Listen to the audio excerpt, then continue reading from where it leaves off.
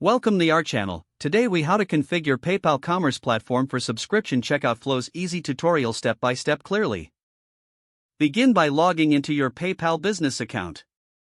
Navigate to the PayPal developer dashboard. Select the My Apps and Credentials section. Click on Create App to set up a new application. Enter a name for your app and choose the appropriate environment. After the app is created, locate your client ID and secret key. Next, go to the dashboard and click on Payments. Select Subscriptions to manage your subscription features. Enable the subscription feature by toggling the option to On. Now, proceed to configure the subscription settings. Set your desired billing cycle and pricing models. Make sure to outline the subscription plan details clearly. Next, you can add any applicable trial periods. Once the details are set, save your changes. Now, head to your website where you'll integrate the checkout flow. Add the PayPal SDK to your website's code.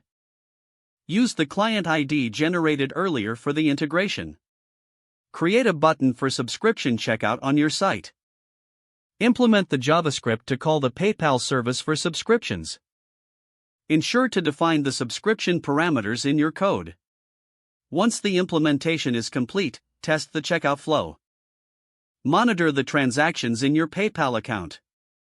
Make adjustments as necessary based on testing results.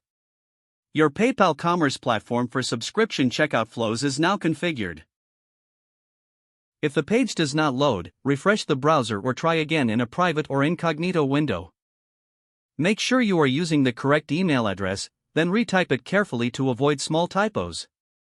If your password is not accepted, use the reset option and create a new strong password you can remember. Check your spam folder for verification or security emails, then complete any requested confirmation steps.